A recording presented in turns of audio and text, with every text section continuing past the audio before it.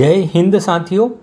यह class sir के द्वारा जो ब्रह्मास्त्र लिया जा रहा है उसकी यह रिवीजन क्लास रहेगी। एपिसोड 3 की यह क्लास है, एपिसोड नंबर 3 की, जिसको आपको रिवीजन कराया जाएगा। इसमें आपको अंत तक क्लास को ज़रूर देखिएगा। यहाँ पर आपको बहुत सारे फैक्ट मिलेंगे, बहुत सारे चैप्टर को सर ने कवर किया इस क्लास में, तो क्लास को अंत तक ज़रूर देखिएगा। स्टार्ट करते हैं हम।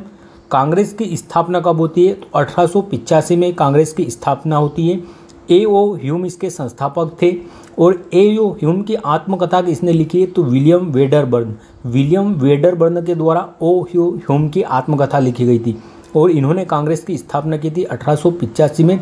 फर्स्ट इसका आयोजन कहाँ पर हुआ था? फर्स्ट अधिवेशन का, तो बॉम्बे में इसका आयोजन हुआ था फर्स्ट अधिवेशन का, और व्योमेश चंद्र बनर्जी ने इसकी अध्यक्षता की थी और कुल 72 सदस्यों ने इसमें भाग लिया था। जो सेकंड अधिवेशन हुआ था कांग्रेस का 1886 में, उसके अध्यक्ष कौन थे? तो दादा भाई नौरोजी उसके अध्यक्ष थे। दादा भाई नौरोजी ने कुल 3 बार कांग्रेस की अध्यक्षता की है। 1893 और 1906 में भी कांग्रेस की अध्यक्षता दादा भाई नौरोजी ने की थी और इन्हें ग्रेट ओल्ड मैन के नाम से भी जाना जाता है, दादा भाई नौरोजी को। अन ब्रिटिश रूल इंडिया में धन के निष्कासन का सिद्धांत भी सबसे पहले दादा भाई नौरोजी ने ही दिया था। तीसरा जो अधिवेशन हुआ था उसके अध्यक्ष बदरुद्दीन तैयब जी थे और मद्रास में हुआ था 1887 में तीसरा अधिवेशन। जो चौथा अधिवेशन है कांग्रेस का, इसकी अध्यक्षता जॉर्ज यूले के द्वारा की गई थी और यह पहले विदेशी थे कांग्रेस की अध्यक्षता करने वाले, जॉर्ज यूले। और इलाहाबाद में इसका आयोजन हुआ था 1888 में। जो पांचवा अधिवेशन था कांग्रेस का, वह उसकी आयोजन 1890 में होता है और विलियम वेडरबर्न ने, जिन्होंने ए.ओ. ह्यूम की आत्मकथा लिखी है, इन्होंने अध्यक्षता की थी पांचवें अधिवेशन की 1890 में विलियम वेडरबर्न ने। 1905 का जो अधिवेशन था उसकी अध्यक्षता गोपाल कृष्ण गोखले जी द्वारा की गई थी। 1916 के अधिवेशन लखनऊ अधिवेशन की अध्यक्षता अंबिका चरण मजूमदार ने की थी और कांग्रेस के नरम और गरम दल में जो गठबंधन हुआ था, वापिस समझौता, वो यहीं हुआ था 1916 के अधिवेशन में। जो 1907 के सूरत अधिवेशन में जो विघटन हो गया था गरम और नरम दल में। 1920 का अधिवेशन, यह विशेष अधिवेशन है 1920 का, और लाला लाजपत राय ने इसकी अध्यक्षता की थी, इम्पोर्टेंट है। 1924 के अधिवेशन की अध्यक्षता बेलगांव में हुई थी और महात्मा गांधी ने इसकी अध्यक्षता की थी, बेलगांव कर्नाटक में। 1925 का कानपुर अधिवेशन, इसकी अध्यक्षता सरोजनी नायडू ने की थी और यह भारत की प्रथम महिला है कांग्रेस की अध्यक्षता करने वाली। आगे देखते कृष्ण राज सागर बांध किस नदी पर है? तो यह कावेरी नदी पर है और इसका निर्माण एम विश्वेश्वरैया थे, उन्होंने इसका निर्माण करवाया था और इन्हीं के जन्म दिवस पर 15 सितंबर को हम इंजीनियर डे भी मनाते हैं। इंजीनियर्स डे कब मनाते हैं? 15 सितंबर को एम विश्वेश्वरैया के जन्मदिन पर। और कृष्णराज बांध का निर्माण कराया था इन्होंने कावेरी नदी पर। टिहरी बांध, यह भागीरथी नदी पर बना है, टिहरी बांध उत्तराखंड में। अलमट्टी बांध, यह कृष्णा नदी पर बना है, अलमट्टी बांध। सलाल दुलहस्ती और बगलियार किस नदी पर यह परियोजना स्थित है? तो यह चेनाब नदी पर स्थित है और इसे चंद्रभागा के नाम से भी जानते हैं और पुराणों में इसे अस्कनी के नाम से जाना गया है, चेनाब नदी को। सिंधु की सबसे लंबी सहायक नदी की भी बात करेंगे तो यह कैसी है? चेनाब है, सिंधु की सबसे लंबी नदी भी। हीराकुंड परियोजना, यह हीराकुंड बांध किस नदी पर है? तो महानदी पर स्थित है हीराकुंड बांध। नागार्जुन सागर, यह कृष्णा नदी पर है, नागार्जुन सागर बांध। धुआंधार जलप्रपात, यह जलप्रपात कौन सी नदी बनाती है? तो नर्मदा नदी है जो मध्य प्रदेश में प्रवाहित होती है, जबलपुर में इसका निर्माण करती है धुआंधार जलप्रपात का। अब कुछ नृत्य के कलाकार है। रुक्मणी देवी अरुंडेल, यह भारतनाट्यम या जिसे सादिरट्टम, दासीअट्टम या अग्नि अट्टम के नाम से भी जाना जाता है भरतनाट्यम को। तो जो रुक्मणी देवी है यह भरतनाट्यम की कलाकार है। टी बाला सरस्वती, इन्हें क्वीन ऑफ भरतनाट्यम के नाम से भी जाना जाता है, टी बाला सरस्वती को। पद्मा सुब्रमण्यम, यह भी भरतनाट्यम की कलाकार है, भरतनाट्यम की पद्मा सुब्रमण्यम। और वैजयंती माला भी भरतनाट्यम की कलाकार है। जो पद्मा सुब्रमण्यम और वैजयंती माला है, इन दोनों को अभी जो भारत का सेकंड हाईएस्ट पद्म विभूषण से भी सम्मानित किया गया है 2024 में, पद्मा सुब्रमण्यम और वैजयंती माला को। गुरु बिपिन सिंह, यह मणिपुरी नृत्य के से संबंधित है, गुरु बिपिन सिंह। और झावेरी बहनें, यह भी मणिपुरी नृत्य से संबंधित है, गुरु बिपिन सिंह और झावेरी बहनें। सोनल मानसिंह, यह भरतनाट्यम और ओडिसी नृत्य दोनों से संबंधित है। सोनल मानसिंह, पद्म विभूषण से इन्हें सम्मानित 2003 में किया गया था सोनल मानसिंह को। यामिनी कृष्णमूर्ति, इनका अभी हाल ही में निधन हुआ है यामिनी कृष्णमूर्ति का, और इनकी आत्मकथा है अ पैशन ऑफ डांस। इनकी क्या पुस्तक का नाम अ पैशन ऑफ डांस है। और कुचिपुड़ी और भरतनाट्यम की प्रसिद्ध नृत्यांगना है यामिनी कृष्णमूर्ति जी, इनका ध्यान रखना, इनका अभी निधन हुआ है। रीता गांगुली, यह कथकली की कलाकार है। और गुरु गोपीनाथ, यह भी कथकली के कलाकार थे, गुरु गोपीनाथ। अब हम कुछ रेखाएं और नदियों के बारे में देखते हैं। 60 डिग्री साउथ अर्थात मकर रेखा को 2 बार काटने वाली नदी कौन सी है, तो यह लिम्पोपो नदी है, जो कि अफ्रीका महाद्वीप की नदी है, और यह 2 बार मकर रेखा को काटती है। विश्व का एकमात्र ऐसा महाद्वीप कौन सा है जहाँ से तीनों रेखाएं गुजरती है, कर्क, मकर और विषुवत, तो यह अफ्रीका महाद्वीप है। जो 0 डिग्री अक्षांश रेखाएं और 0 डिग्री देशांतर रेखाएं, ये दोनों एक दूसरे को कहाँ काटती है, तो जो गिनी की खाड़ी है अफ्रीका महाद्वीप के पास, गिनी की खाड़ी में जो 0 डिग्री देशांतर रेखाएं और 0 डिग्री अक्षांश रेखाएं एक दूसरे को काटती है। एशिया की सबसे लंबी नदी कौन सी है, तो यह यांगटीसी नदी है, एशिया की सबसे लंबी, जो कि चीन में प्रवाहित होती है और संघाई शहर चीन का इसी के किनारे स्थित है। मकर रेखा को 2 बार काटने वाली नदी लिम्पोपो है। कांगो नदी, यह भूमध्य रेखा को 2 बार काटने वाली नदी है। कांगो नदी भूमध्य रेखा को 2 बार काटने वाली नदी है। और इसी कांगो नदी पर लिविंग स्टोन जलप्रपात स्थित है। लिविंग स्टोन जलप्रपात भी कांगो नदी पर है, और यह भूमध्य रेखा अर्थात विषुवत रेखा को 2 बार काटती है। माही नदी, यह कर्क रेखा को 2 बार काटती है और मध्य प्रदेश से प्रवाहित होती है। माही नदी जो कि कर्क रेखा को 2 बार काटती है, यह मध्य प्रदेश राजस्थान में प्रवाहित होती है। लूनर कास्टिक का रासायनिक सूत्र है। अब कुछ केमिस्ट्री के प्रश्न देखते हैं। लूनर कास्टिक का वास्तविक सूत्र क्या है, तो AgNO3, AgNO3, Ag अर्थात सिल्वर और NO3 अर्थात नाइट्रेट। तो लूनर कास्टिक का रासायनिक सूत्र है AgNO3। और जो लूनर कास्टिक को ही सिल्वर नाइट्रेट भी कहा जाता है। और चुनावी स्याही के रूप में किसका प्रयोग होता है, तो चुनावी स्याही के रूप में भी सिल्वर नाइट्रेट का प्रयोग होता है। सिल्वर ब्रोमाइड, इसका उपयोग फोटोग्राफी में होता है। AgBr सिल्वर ब्रोमाइड, इसका उपयोग फोटोग्राफी में होता है। Sodium bicarbonate NaHO3 sodium bicarbonate, खाने का सोडा जिसे कहा जाता है, या बेकिंग सोडा भी कहा जाता है सोडियम बाइकार्बोनेट को।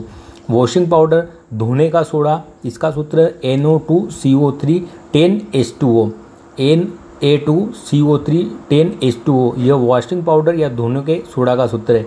कॉपर सल्फेट, जिस CuSO4.5H2O, कॉपर सल्फेट का क्या सूत्र है, CuSO4.5H2O, जिसे नीला तोता या ब्लू विड्रोल के नाम से भी जाना जाता है। और इसमें 5 हाइड्रोजन के अणु होते हैं जल के। 1909 की अगर बात करें तो 1909 का भारत शासन अधिनियम किसके समय आया था, तो इसे मार्ले मिंटो के नाम से भी जाना जाता है। 1909 का जो भारत शासन अधिनियम था, इसे मार्ले मिंटो एक्ट के नाम से भी जाना जाता है। मार्ले यह भारत सचिव का नाम है और मिंटो यह भारत के उस समय वायसराय थे।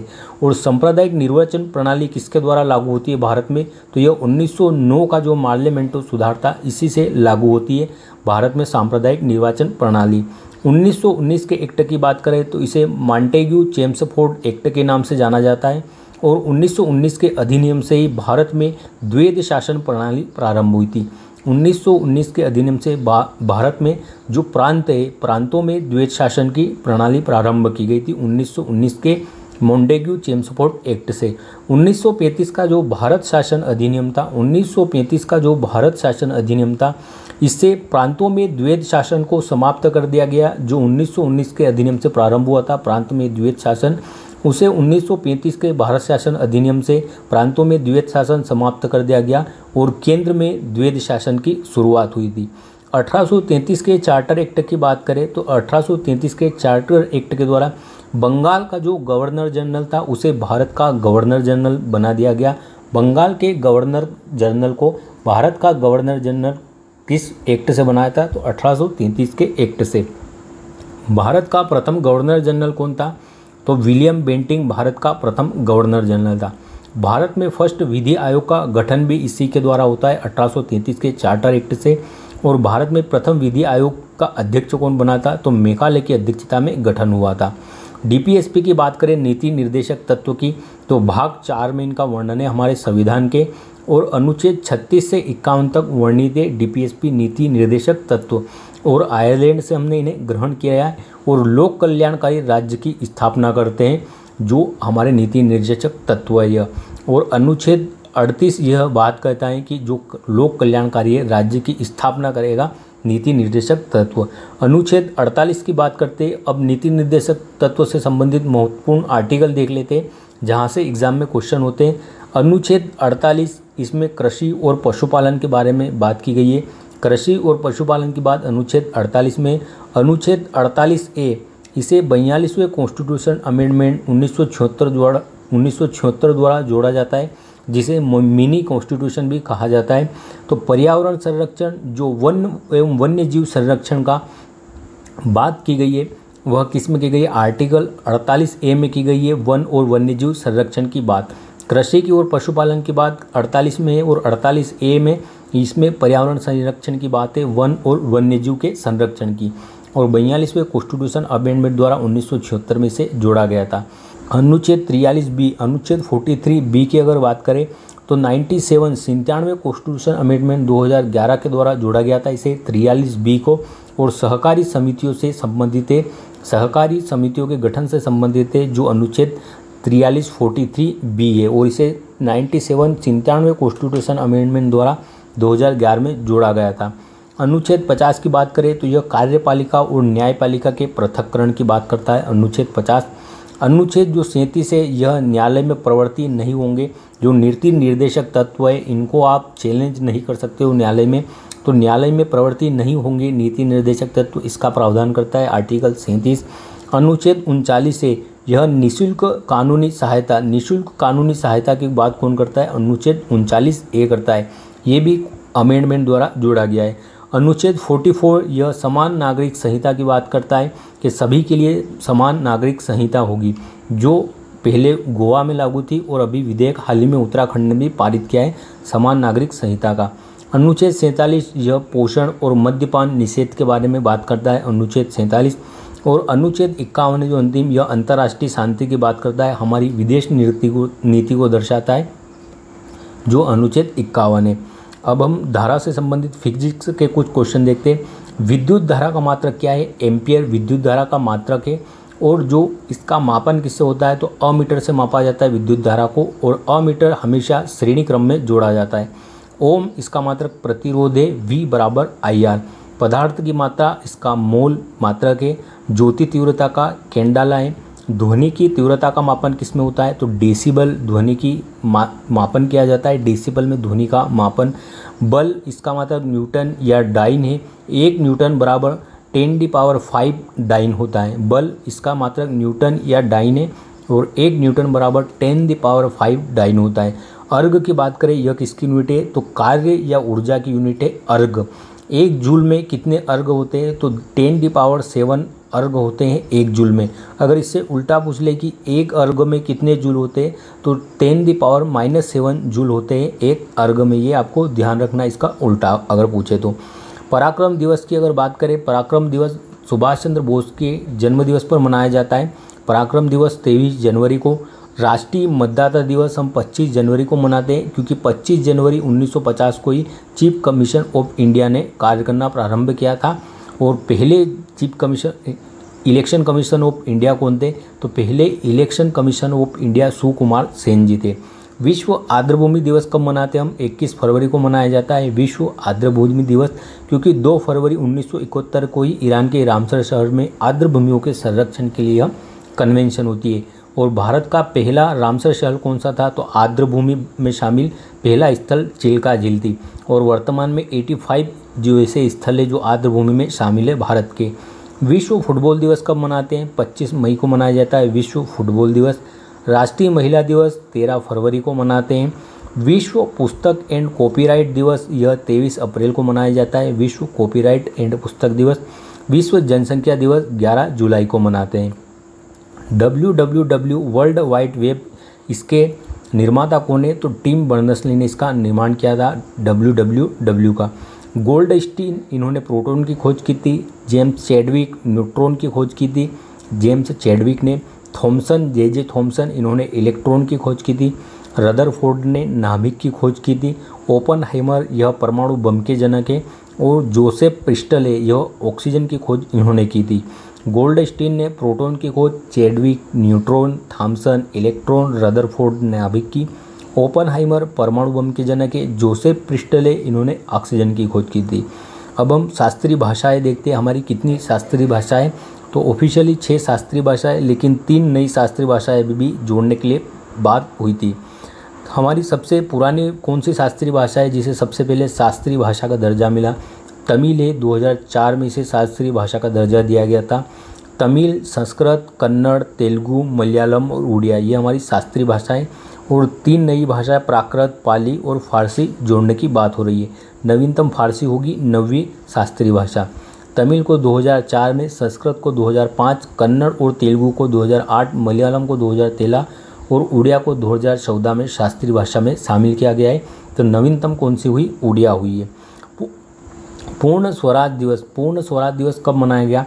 तो 26 जनवरी 1930 के दिन को पूर्ण स्वराज दिवस के रूप में मनाया था। और पूर्ण स्वराज का प्रस्ताव हमने किस अधिवेशन में पारित किया था? तो जो 1929 का लाहौर अधिवेशन हुआ था जवाहरलाल नेहरू की अध्यक्षता में, यहाँ पर हमने पूर्ण स्वराज का प्रस्ताव पारित किया था। 5 फरवरी 1922 इस दिन चोरा चोरी की घटना होती है। गोरखपुर में एक थाने में आग लगा दी जाती है। एक पुलिसकर्मियों को जिंदा जला दिया जाता था थाने में। और इसी घटना के कारण असहयोग आंदोलन को समाप्त कर दिया था महात्मा गांधी ने, चोरा चोरी घटना के कारण, जो 1920 में प्रारंभ हुआ था असहयोग आंदोलन। 16 अगस्त 1946 को इस दिन मुस्लिम लीग ने प्रत्यक्ष कार्यवाही दिवस के रूप में मनाया था। 16 अगस्त 1946 को। 7 अगस्त 1905 इस दिन स्वदेशी आंदोलन प्रारंभ हुआ था बंगाल विभाजन के विरोध में। और कलकत्ता के टाउन हॉल से जो विदेशी कपड़े हैं उनको जलाकर यहाँ से यह आंदोलन प्रारंभ होता है। 7 अगस्त 1905 को स्वदेशी आंदोलन। और बंगाल विभाजन के समय गवर्नर कौन था? तो लॉर्ड कर्जन उस समय गवर्नर था। और 16 अक्टूबर 1905 को उसने बंगाल विभाजन की डेट रखी थी, 16 अक्टूबर 1905 को। आगे हम देखते हैं अब मॉडर्न हिस्ट्री की कुछ महत्वपूर्ण संधियाँ। श्री रंगपट्टनम की संधि 1792 में होती है। यह मैसूर और जो ईस्ट इंडिया कंपनी है इन दोनों के मध्य होती है श्री रंगपट्टनम की संधि।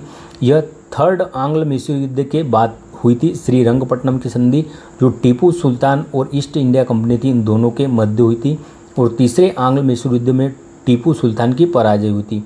अमृतसर की संधि यह 1809 में होती है राजा रणजीत सिंह और चार्ल्स मेटकोप के मध्य।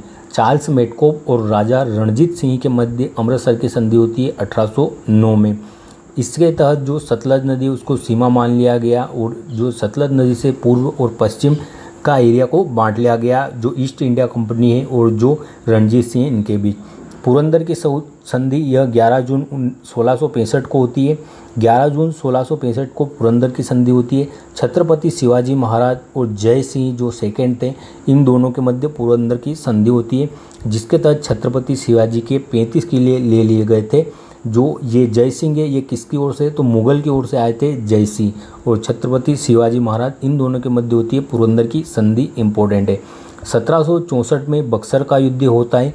बक्सर का युद्ध 1764 में होता है, जिसमें ईस्ट इंडिया कंपनी का नेतृत्व कौन कर रहे थे? तो मुनरो ईस्ट इंडिया कंपनी का नेतृत्व कर रहे थे।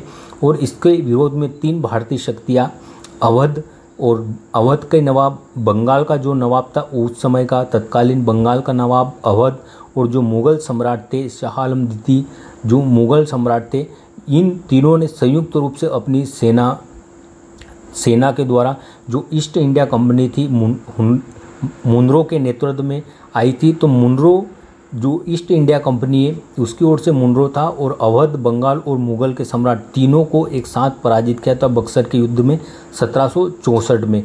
इसके बाद 1764 में बक्सर के युद्ध में पराजय के बाद इलाहाबाद की संधि होती है 1765 में। और जो ईस्ट इंडिया कंपनी थी इसने इस संधि के लिए किसे बुलाया था? तो इंग्लैंड से क्लाइव को बुलाया गया था। तो जो बक्सर का युद्ध हुआ था उसका नेतृत्व किसने किया था? तो हेक्टर मुनरो ने किया था। जो उसका नेतृत्व है ईस्ट इंडिया कंपनी की ओर से। लेकिन जो इलाहाबाद की संधि होती है 1765 में, तो इसमें क्लाइव को बुलाया गया था, क्योंकि क्लाइव को भारत का काफ़ी अनुभव था, क्षेत्रीय ज्ञान था, इसलिए इस संधि को करने के लिए किसे, क्लाइव को बुलाया गया था इंग्लैंड से। और 1765 में होती है इलाहाबाद की संधि। और किसने की थी, तो भारत की जो ईस्ट इंडिया कंपनी है उधर से क्लाइव था, और यह अवध, बंगाल और मुगल सम्राट के साथ की गई थी इलाहाबाद की संधि। एसिटिक अम्ल यह किस में होता है, तो सिरके में पाया जाता है। एसिटिक अम्ल सिरके में होता है। एसिटिक अम्ल जिसे विनेगर भी कहा जाता है। फॉर्मिक अम्ल यह लाल चींटी में पाया जाता है। फॉर्मिक अम्ल। हाइड्रोक्लोरिक अम्ल यह स्टोमक में पाया जाता है। हाइड्रोक्लोरिक अम्ल। ऑक्जेलिक अम्ल यह टमाटर में पाया जाता है। मेलिक अम्ल यह जो ग्रीन एप्पल है उनमें पाया जाता है। मेलिक अम्ल। एसिटिक अम्ल यह सिरके में होता है। फॉर्मिक अम्ल लाल चींटी जो चींटी होती है उनमें। हाइड्रोक्लोरिक अम्ल स्टोमक में। ऑक्जेलिक अम्ल टमाटर में। मेलिक अम्ल ग्रीन एप्पल में। और इटली में जो इमली है उसमें क्या होता है, तो टार्टरिक अम्ल होता है इमली में। मक्खन में कौन सा अम्ल पाया जाता है, तो ब्यूटारिक अम्ल पाया जाता है मक्खन में। मक्खन में ब्यूटारिक अम्ल होता है। अगर बात करें घास के मैदान, किस क्षेत्र में घास के मैदानों को किस नाम से जानते हैं हम, तो वेल्स कहाँ पर कहते हैं, तो दक्षिण अफ्रीका में घास के मैदानों को वेल्स कहा जाता है। डाउन्स ऑस्ट्रेलिया में कहते हैं। Pusztas Hungary. Pampas Argentina. Llanos Venezuela. Campos Brazil और प्रेरीज उत्तरी अमेरिका। वेल्स दक्षिण Africa. Downs Australia. Pusztas Hungary. Pampas Argentina. Llanos Venezuela. Campos Brazil और प्रेरीज उत्तरी अमेरिका में। आगे देखते हैं हम कोशिका के बारे में।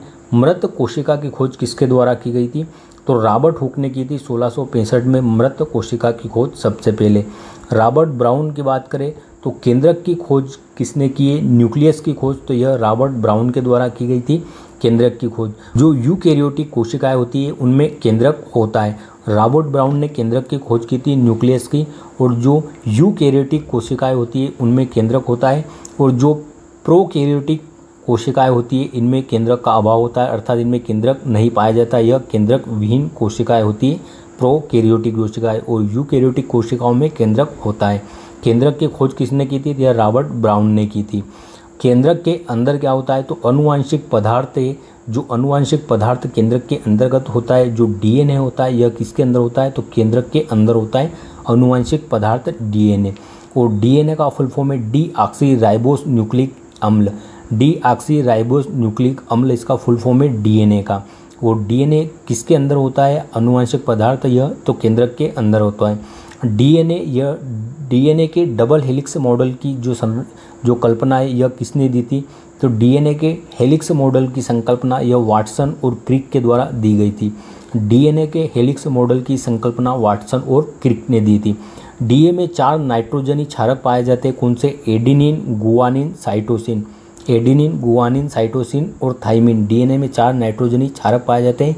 वहीं आरएनए में कौन कौन से क्षारक होते हैं, तो इसमें एडेनिन, गुआनिन, साइटोसिन होता है, लेकिन थाइमिन की जगह यहाँ पर यूरेसिल होता है। और जो एडेनिन है और थाइमिन है यह सिंगल बॉन्ड से जुड़े होते हैं। एडेनिन और जो थाइमिन है और जो गुआनिन और साइटोसिन है यह 3 बॉन्ड के द्वारा जुड़े होते हैं। तो गुआनिन और साइटोसिन यह ट्रिपल बॉन्ड से जुड़े होते हैं और थाइमिन और एडेनिन डबल बॉन्ड से जुड़े होते हैं।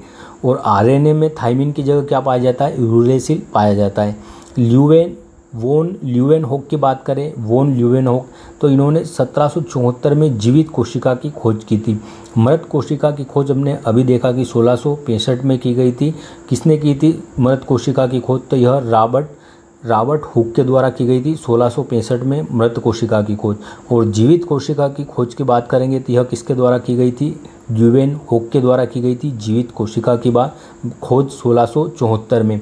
एडवर्ड जेनर की बात करें अगर, तो विश्व की फर्स्ट वैक्सीन किसने निर्माण की थी, एडवर्ड जेनर के द्वारा की गई थी।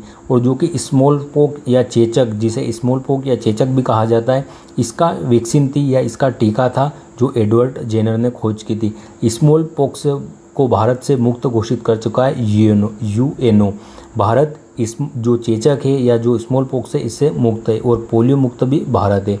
स्मॉल पॉक्स वायरस यह किसके कारण होता है? स्मॉल पॉक्स किस वायरस के कारण? तो जो वेरिओला वायरस है इसके कारण होता है स्मॉल पॉक्स, और भारत इससे मुक्त हो चुका है। राजस्थान के प्रमुख नृत्य की बात करें तो घूमर, तेरह ताली, कालबेलिया, गीदड़ और गरबी।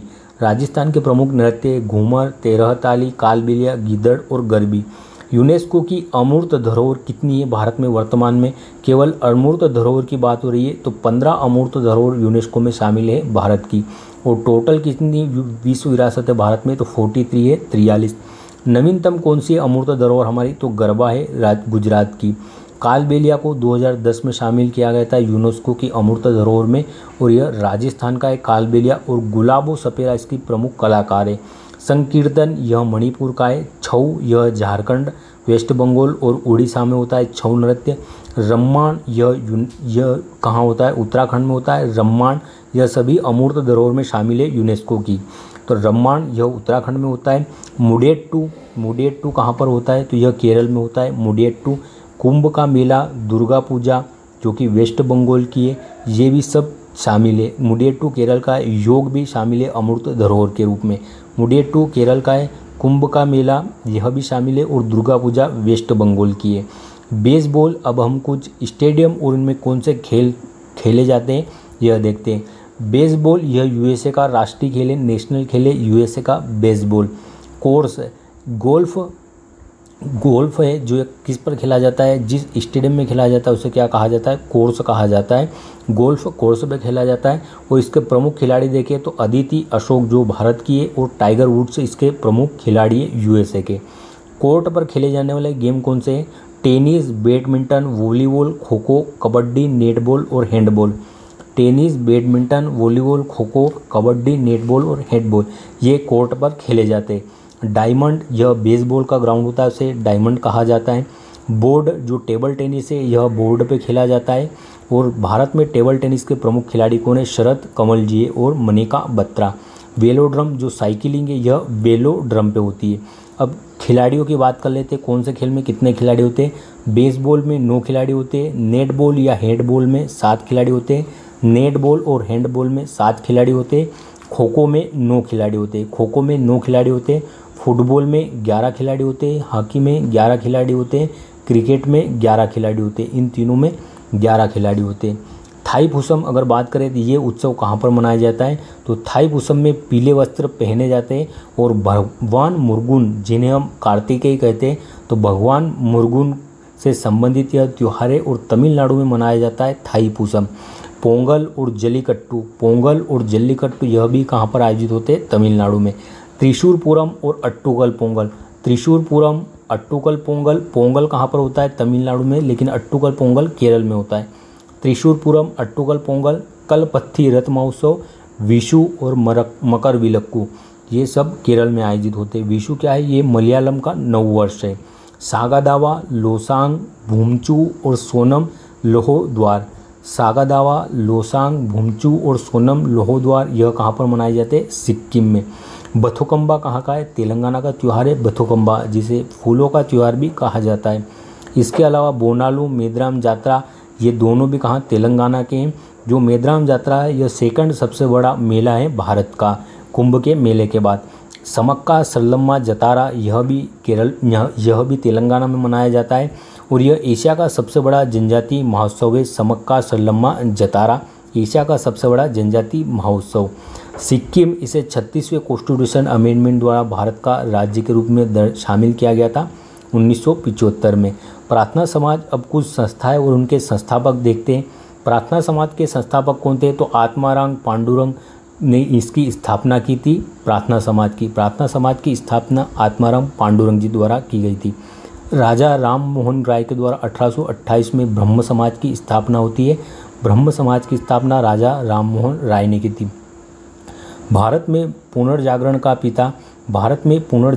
पिता या भारत में आधुनिक पुरुष किसे नाम से किसे जाना जाता है? तो आधुनिक पुरुष या भारत में पुनर्जागरण के पिता के नाम से राजा राममोहन राय को जाना जाता है। और अकबर द्वितीय ने इन्हें राजा की उपाधि दी थी। अकबर द्वितीय ने इन्हें राजा की उपाधि दी थी। और ये जो अकबर द्वितीय है इसका केस लड़ने के लिए कहाँ, ब्रिस्टल गए थे, इंग्लैंड, और वहीं पर राजा राम मोहन राय की मृत्यु हो जाती है ब्रिस्टल, इंग्लैंड में। मीरात उल अखबार इनका प्रमुख अखबार है, मीरात उल अखबार, ठीक है, राजा राम मोहन राय का। 1828 में इन्होंने ब्रह्म समाज की स्थापना की थी। और आत्मीय सभा की स्थापना भी राजा राम मोहन राय द्वारा की गई थी। 1815 में राजा राम मोहन राय ने आत्मीय सभा की स्थापना भी की थी। स्वामी दयानंद सरस्वती की अगर बात करें तो 1875 में स्वामी दयानंद सरस्वती ने आर्य समाज की स्थापना की थी महाराष्ट्र में। स्वामी दयानंद सरस्वती की पुस्तक कौन सी है, तो सत्यार्थ प्रकाश इनकी पुस्तक थी। और इन्होंने 1875 में आर्य समाज की स्थापना की महाराष्ट्र में। आत्माराम पांडुरंग 1867 में इन्होंने प्रार्थना समाज की स्थापना की थी महाराष्ट्र में। कहाँ पर, महाराष्ट्र में प्रार्थना समाज की स्थापना आत्माराम पांडुरंग ने की थी। स्वामी विवेकानंद ने 1897 में रामकृष्ण मिशन की स्थापना की थी वेल्लूर मठ, वेस्ट बंगाल, कोलकाता में। स्वामी विवेकानंद ने 1897 में रामकृष्ण मिशन की स्थापना की थी और यह इनके गुरु के नाम पर रामकृष्ण मिशन की स्थापना की थी इन्होंने। फॉरवर्ड ब्लॉक की स्थापना किसने की थी, सुभाष चंद्र बोस ने की थी। फॉरवर्ड ब्लॉक की स्थापना 1939 में जो त्रिपुरी अधिवेशन हुआ था 1939 का, इसमें कांग्रेस से इस्तीफा देने के बाद इन्होंने फॉरवर्ड ब्लॉक की स्थापना की थी। और 1938 का जो अधिवेशन हुआ था उसकी अध्यक्षता भी किसने की थी, तो सुभाष चंद्र बोस के द्वारा की गई थी 1938 के अधिवेशन की अध्यक्षता। और 1939 का जो त्रिपुरी अधिवेशन था उसकी अध्यक्षता सुभाष चंद्र बोस करने वाले थे, लेकिन महात्मा गांधी के विरोध के बाद इन्होंने कांग्रेस से इस्तीफा देकर जो फॉरवर्ड ब्लॉक की स्थापना कर ली 1939 में। और फिर बाद में 1939 के इस अधिवेशन की अध्यक्षता किसने की थी, डॉक्टर राजेंद्र प्रसाद के द्वारा की गई थी। और जो 1939 का अधिवेशन है यहाँ पर किसे हराया था, तो पटाभी सीतारामैया को हराया था सुभाष चंद्र बोस ने। गदर पार्टी अगर बात करें तो 1913 में इसकी स्थापना लाला हरदयाल और सोहन सिंह भाकना के द्वारा की गई थी सैन फ्रांसिस्को में। गदर पार्टी की स्थापना 1913 में लाला हरदयाल और सोहन सिंह भाकना के द्वारा सैन फ्रांसिस्को में की गई थी। स्वराज पार्टी के संस्थापक 1923 में CR दास और मोतीलाल नेहरू थे। स्वराज पार्टी की स्थापना 1923 में CR दास और मोतीलाल नेहरू ने की थी। सर्वेंट सोसाइटी ऑफ इंडिया, इसकी स्थापना 1905 में गोपाल कृष्ण गोखले जी द्वारा की गई थी। सर्वेंट सोसाइटी ऑफ इंडिया की स्थापना। सत्यशोधक समाज की स्थापना ज्योतिबा फूले ने की थी। सत्यशोधक समाज की स्थापना ज्योतिबा फूले ने की थी। अब कुछ युद्ध देख लेते हैं प्रमुख। पानीपत का प्रथम युद्ध किसके मध्य हुआ था, तो 1526 में होता है पानीपत का प्रथम युद्ध। यह बाबर और इब्राहिम लोदी के मध्य आयोजित हुआ था जो पानीपत का प्रथम युद्ध है। और बाबर ने इसमें तुगलकमा पद्धति का प्रयोग किया था और इसमें बाबर की विजय हुई थी पानीपत के प्रथम युद्ध में। और इससे ही जो मुगल शासक है उसकी मुगल शासन की स्थापना होती है भारत में। पानीपत का सेकंड युद्ध यह 1556 में होता है अकबर और हेमू के मध्य। अकबर और हेमू के मध्य पानीपत का द्वितीय युद्ध होता है जिसमें अकबर की विजय होती है। पानीपत का तीसरा युद्ध यह 1761 में होता है मराठा और अहमद शाह अब्दाली के मध्य। मराठा और अहमद शाह अब्दाली के मध्य पानीपत का तृतीय युद्ध होता है 1761 में, जिसमें मराठा की पराजय हुई और मराठा की तरफ से सदाशिव भाव और जो विश्वास भाव हुए ये यहाँ पर शहीद हुए थे। सदाशिव भाव और विश्वास भाव मारे गए थे और अहमद शाह अब्दाली इसमें विजयी रहा था। तराइन के युद्ध की बात करें तो तराइन की पहला युद्ध यह 1191 में होता है पृथ्वीराज थर्ड और मोहम्मद गोरी के मध्य, जिसमें पृथ्वीराज थर्ड की विजय होती है पहले तराइन के युद्ध में जो कि 1191 में हुआ था। और जो दूसरा तराइन का युद्ध हुआ था 1192 में, इसमें मोहम्मद गोरी की विजय होती है और पृथ्वीराज थर्ड की पराजय होती है। और मोहम्मद गोरी के साथ ही इनका गुलाम आया था कुतुबुद्दीन ऐबक। इसने भारत में गुलाम वंश की परंपरा प्रारंभ की थी। गुलाम वंश की स्थापना की थी कुतुबुद्दीन ऐबक ने भारत में। कुतुबुद्दीन ऐबक यह कहाँ से गिरकर इसकी मृत्यु हुई थी, तो कुतुबुद्दीन ऐबक इसकी जो चौगान खेलते हुए घोड़े से गिरकर मृत्यु हुई थी। लाख बख्श भी किसे कहा जाता है, तो कुतुबुद्दीन ऐबक को ही कहा जाता है लाख बख्श। तो 2.5 दिन का झोपड़ा, इसका निर्माण भी किसने कराया था, तो 2.5 दिन का झोपड़ा मस्जिद का निर्माण भी कुतुबुद्दीन ऐबक ने करवाया था। ग्रैंड स्लैम टेनिस किस प्रतियोगिता से संबंधित होते हैं ग्रैंड स्लैम, तो टेनिस से संबंधित होते हैं ग्रैंड स्लैम। अगर ग्रैंड स्लैम की बात करें तो एक वर्ष में 4 ग्रैंड स्लैम होते हैं। सबसे पहले ऑस्ट्रेलियन ओपन होता है जो साल के शुरुआत में ऑस्ट्रेलियन ओपन, दूसरा फ्रेंच ओपन, तीसरा विंबलडन और तीसरी प्रतियोगिता होती है यूएस ओपन। ऑस्ट्रेलियन ओपन इसे किस सतह पर खेला जाता है, जिस कोर्ट पर खेला जाता है उसे हार्ड कोर्ट कहा जाता है ऑस्ट्रेलियन ओपन को। फ्रेंच ओपन को क्ले कोर्ट पर खेला जाता है जिसे लाल बजरी भी कहा जाता है। विंबलडन इसे ग्रास कोर्ट पर खेला जाता है और यूएस ओपन को हार्ड कोर्ट पर खेला जाता है। तो जो पहला है साल का पहला गेम जो ग्रैंड स्लैम है, साल का पहला ग्रैंड स्लैम ऑस्ट्रेलियन ओपन, यह हार्ड कोर्ट पे खेला जाता है और अंतिम ग्रैंड स्लैम यूएस ओपन यह भी हार्ड कोर्ट पे। फ्रेंच ओपन यह क्ले कोर्ट पे खेला जाता है लाल बजरी में और विंबलडन ग्रास कोर्ट पर खेला जाता है। अगर इसमें बात करें सबसे पहले कौन सा ग्रैंड स्लैम प्रारंभ हुआ था, तो 1877 में प्रारंभ होता है विंबलडन। उसके बाद 1881 में प्रारंभ होता है यूएस ओपन। उसके बाद 1891 में प्रारंभ होता है फ्रेंच ओपन और उसके बाद ऑस्ट्रेलियन ओपन 1905 में प्रारंभ होता है। तो सबसे प्राचीन कौन सा ग्रैंड स्लैम है, तो विंबलडन सबसे प्राचीन ग्रैंड स्लैम है। टेनिस के चारों ग्रैंड स्लैम पहली बार कब आयोजित हुए थे, तो 1905 में हुए थे जब ऑस्ट्रेलियन ओपन प्रारंभ हुआ, तब चारों ग्रैंड स्लैम एक साथ आयोजित हुए थे एक वर्ष में। विश्व में फर्स्ट ग्रैंड मास्टर विजेता कौन है, ग्रैंड स्लैम जीतने वाला विश्व में फर्स्ट ग्रैंड स्लैम विजेता कौन है, स्पेंसर गोर। जो स्पेंसर गोर थे ये पहले विजेता थे ग्रैंड स्लैम के।